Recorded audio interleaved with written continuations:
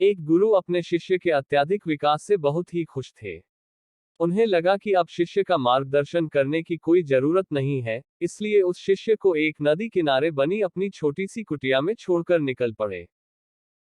रोजाना सुबह स्नान के बाद शिष्य शेर की खाल से बने अपने कपड़े को सुखाने के लिए टांग देता था। यही एकमात्र वस्तु थी उसके पास।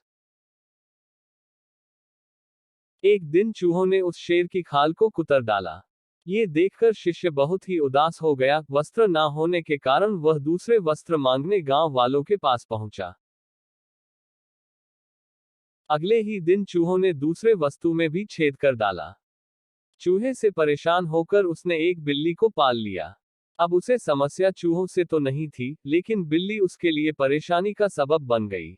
उसे अपने खाने के साथ साथ बिल्ली के लिए दूध का इंतजाम करना पड़ता था।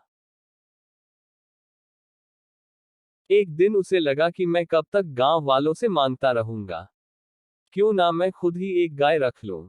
जब उसे गाय मिल गई तो फिर उसके लिए चारा मांगने की जरूरत पड़ी। उसे लगा कि झोपड़ी में चारों ओर घास से इसका काम चल जाएगा, लेकिन इसमें उसके सामने गाय को चराने की समस्या खड़ी हो गई। गाय को चराने के चक्कर में उसे ध्यान के लिए पूरा वक्त नहीं मिल पा रहा था, इसलिए इस काम के लिए उसने आदमी रख लिया।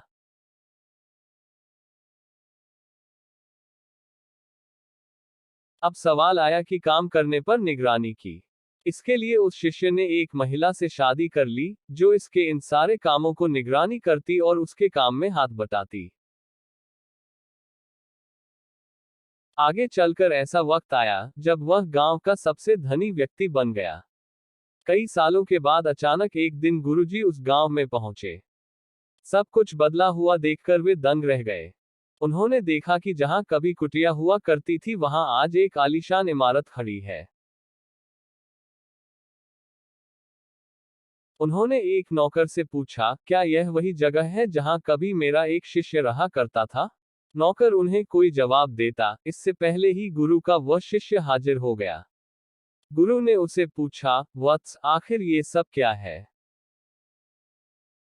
इस पर शिष्य ने कहा, आपको विश्वास नहीं हो रहा है, लेकिन मेरे पास सिवाय इसके कोई दूसरा तरीका नहीं था कि मैं शेर की खाल को हटा देता। हिंदी कहानियों से हमें ये सीख मिलती है कि छोटी जरूरत या बदलाव के आधार पर बड़े परिणाम मिलते हैं।